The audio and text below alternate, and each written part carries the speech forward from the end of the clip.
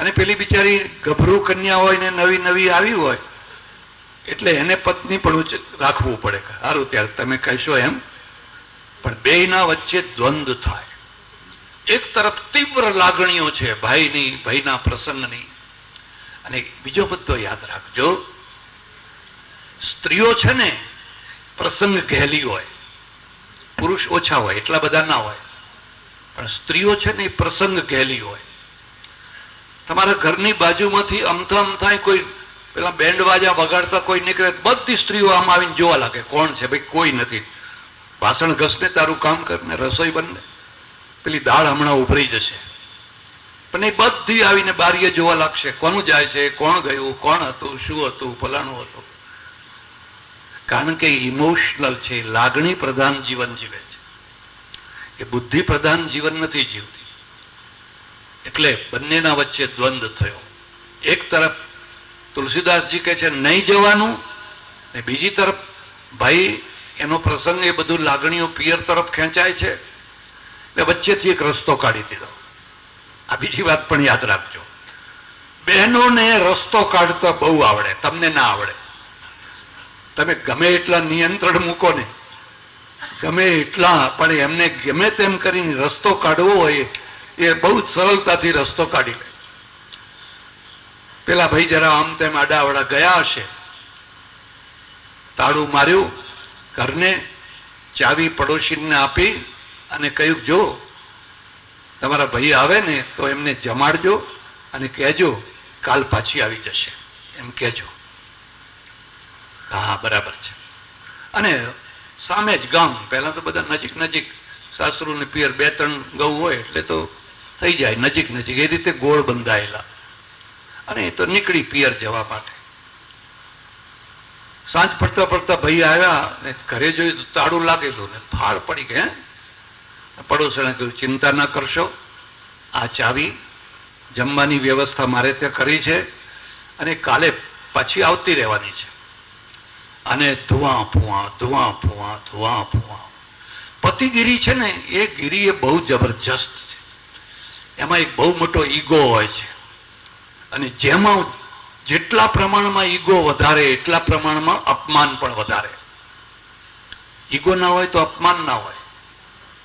જેટલો અહંભાવ વધારે, મને પૂછ્યા વિના, મને કયા વિના, મેં ના પાડી તેને ગઈ, ભયંકર અપમાન લાગી આવે. અને એ અપમાનમાં કેટલાયના જીવન નંદવાઈ જાય, કેટલાયના જીવન બરબાદ થઈ જાય એ અપમાનના કારણે. એટલે આ તો પેલી પડોશને કહ્યું કે જમવાનું છે તૈયાર, આવો જમી લો. કે ના નથી જમવું, ભૂખ નથી લાગી.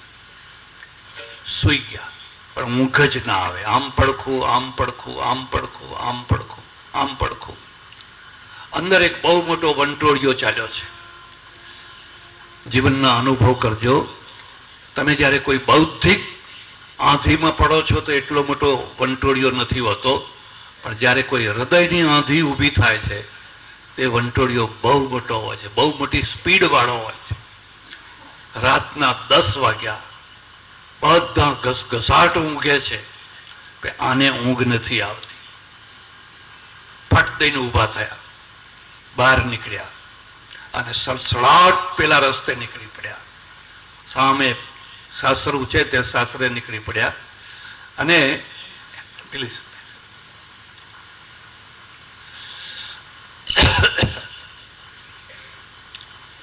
12 વાગતા વાગતા પહોંચ્યા પોતાના સસરાના ઘરે. અને ઉનાળાનો દિવસ, આગળ પેલી વરંડી હોય, બંધ કરીને બધા સૂઈ ગયેલા, ચોકમાં ખાટલા ઢાળેલા. વરંડી કૂદીને પડ્યા છે, વરંડીને કૂદીને અંદર પડ્યા અને બધા સૂતેલા. એમાં ખોરતા ખોરતા ખોરતા રત્નાવલીનો ખાટલો હાથમાં આવી ગયો. હા આ જ છે. અને એને ઢંઢોળીને જગાડીને, બાપના ઘેર આ રીતે જમાઈ આવે અને જો આ બાપ જોઈ જાય તો મારી દશા શું થાય. અને એ ધુઆ ફુઆ થઈ ગઈ, રણચંડી થઈ. તમને શરમ નથી આવતી? એક દિવસ માટે તમે રહી નથી શકતા? આ હાડકં, આ માંસ, આ ચામડું, આ કફ, આ મળ, આ મૂત્ર, એ તમને આટલું બધું વાલું લાગ્યું? કે હડકાયા કૂતરાની માફક લાપ લાપ લાપ લાપ કરતા તમે દોડતા આવ્યા અને વરંડો કૂદીને પડ્યા. હમણાં જો મારી માં જાગી જશે કે મારો બાપ જાગી જશે તો મારી દશા શું થશે? એવા ફટકાર્યા, એવા ફટકાર્યા, એવા ફટકાર્યા, અને પેલાનો ઈગો છે ને બધો ઉતરી ગયો. એક બીજો મુદ્દો યાદ રાખજો, ઘોડાની લાત હોય છે, હાડકું તોડી નાખે, ગધેડાની લાત હોય છે. એટલા માટે નીતિકારોએ કહ્યું છે કે ઘોડો ગધેડાની પાછળ સાવધાનીથી ચાલો. એ ક્યારે લાત ફટકારે એ કંઈ કહેવાય, અને રાજાની આગળ સાવધાનીથી ચાલો. બને તો કદી રાજાની આગળ થવું જ નહીં, કે આગળ લાત મારે, પેલો પાછળ લાત મારે. લાત તો બે મારે, પણ એ બધી લાતો છે એના કરતા કોઈ ભયંકરમાં ભયંકર લાત હોય તો એ સ્ત્રીની લાત છે. સ્ત્રી એટલી બધી વાલ પ્રેમ કરે, એટલું બધું કરે કે પાર વિનાનું, એટલું બીજું કોઈ ના કરી શકે. પણ જ્યારે એ લાત મારે તો એવી લાત પણ કોઈ ના મારી શકે. અને સ્ત્રીની લાત ખાધેલા કેટલાય મરી ગયા. કાં તો આત્મહત્યા કરીને મર્યા, કાં તો બીજી રીતે, કાં તો ત્રીજી રીતે. ભરતુરી બિચારાની દશા બગડી ગઈ. અને આ એટલી લાત વાગીને તુલસીદાસ હતા તો વિદ્વાન જ્ઞાની હતા, પણ વચ્ચે એક ચક્કર ચડી ગયું, એક ચક્કર આવી ગયું, અને ચક્કરના વંટોળિયામાં ઉપર ચડી ગયા હતા. ધીરે ધીરે નીચે નમ્યા, રત્નાવલીના પગમાં નમસ્કાર કર્યા, ચરણની ધૂળ લીધી અને કહ્યું, જો એક ગુરુ મને અયોધ્યામાં મળ્યા હતા, નરહરિયાનંદજી, જેણે મને વિદ્વાન બનાવ્યો, અને બીજો ગુરુ તું મળ્યો. હવે નરહરિયાનંદજીએ જે 12 વર્ષ સુધી મને ના આપ્યું તે મને 5 મિનિટમાં આપી દીધું. 5 મિનિટમાં તે મને આપી દીધું. એટલે બીજો ગુરુ તું છે, હું જાઉં છું, અને હવે કદી પાછો નહીં આવું, હું કદી પાછો નહીં આવું. એમ જો જવા દો ને, આ ભાઈ હમણાં પાછા 2 કલાક 4 કલાકમાં પાછા જઈને જવાના કેટલે હતા. પરમેશ્વરે એક એવી માયા મૂકી છે, માણસ ભાગવા માગે તોય ભાગી ન શકે, છોડવા માગે તોય છોડી ન શકે. હું કાશીમાં રહેતો, ને કાશીમાં તો નાની નાની ગલીઓ, એટલે અમારા મઠની બાજુમાં જ એક બહુ મોટા વકીલ રહે, બહુ મોટો વકીલ. પણ પતિ પત્નીને ઝઘડા બહુ થાય, કારણ કે 5 ફૂટની ગલી એટલે અમને બધું સંભળાય. અને ઝઘડા છે એનો અમને અનુભવ ક્યારે થાય કે ત્યારે ટીવી નહોતું, રેડિયો હતો, પાવડો મોટો રેડિયો. એ રેડિયો ઉપરથી નીચે ચાલ્યો જાય એટલે સમજવાનું ઝઘડો થયો છે. નીચેથી અવાજ આવે, પાછો એ રેડિયો ઉપર આવી જાય એટલે સમજવાનું સમાધાન થઈ ગયું છે, હવે સમાધાન થઈ ગયું છે.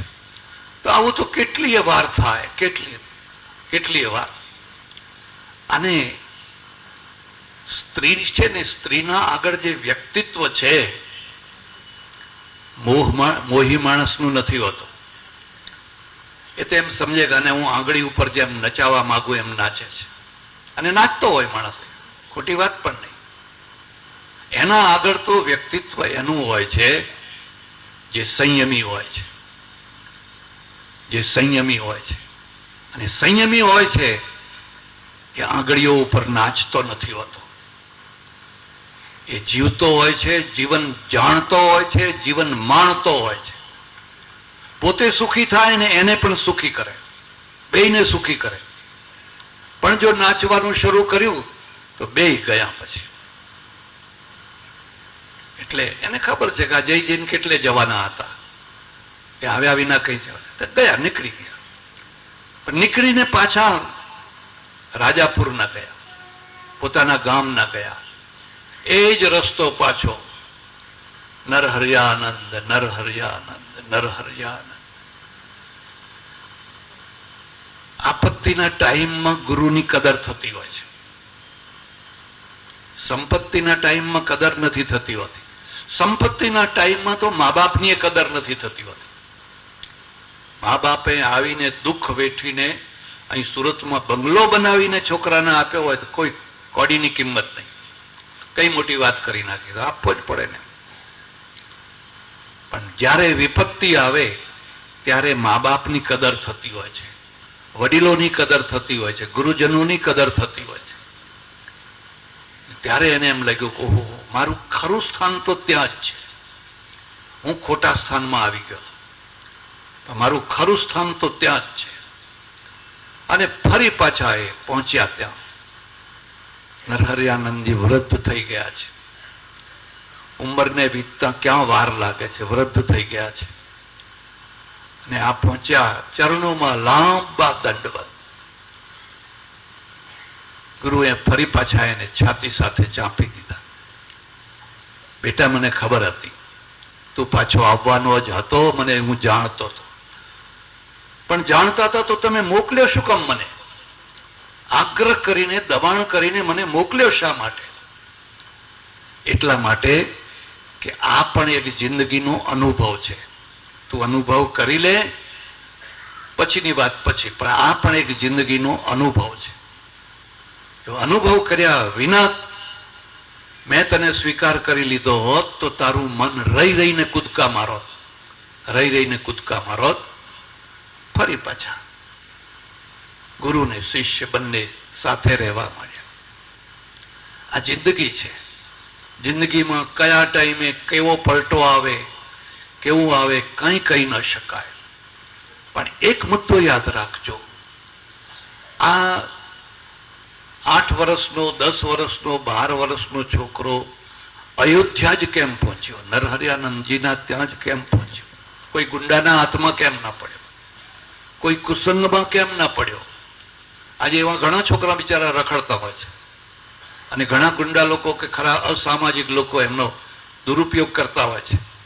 આને આવું કેમ ના થયું? કારણ કે એની સાથે રામ હતા.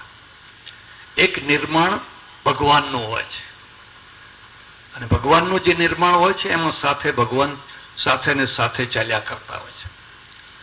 21 વર્ષની ઉંમરે મેં ઘર છોડેલું અને એટલું રખડ્યો, એટલું રખડ્યો, એટલું રખડ્યો. અને આજે હું જ્યારે વિચાર કરું છું કે આટલી રખડપટ્ટીમાં હું કોઈ જગ્યાએ લલચાઈ કેમ ના ગયો? કોઈ મોટો મઠ જોઈને, કોઈ મોટી જાગીર જોઈને, એવું બધું ઘણું હોય, હું કેમ લલચાઈ ના ગયો? નહીં નહીં, મારું કશું જ નતું. એક શક્તિ મારા પાછળ ને પાછળ ચાલતી હતી, અને એ શક્તિએ મને ફેરવ્યો બધે. અનુભવ કર, અનુભવ કર, નિભાડો જો પાકા ઘડા થવું હોય તો આ નિભાડામાં પકવવું જોઈએ. અને પછી ફરી પાછું એક નવું જીવન શરૂ થયું. અને નવું જીવન શરૂ થયું ત્યારે એ સમયની જે પરિસ્થિતિ છે એ પરિસ્થિતિને જરા સમજવાનો પ્રયત્ન કરજો. 16મી શતાબ્દી છે, ને 16મી શતાબ્દીમાં ભારત સંપૂર્ણ ગુલામ. આમ ગુલામ તો કેટલી સદીઓથી છે. ભારતની આ એક બહુ મોટી કમજોરી છે કે જે આવ્યો એને રાજ કર્યું. જે આવ્યો એને શકો આવ્યા, રાજ કર્યું. શિથિયનો આવ્યા,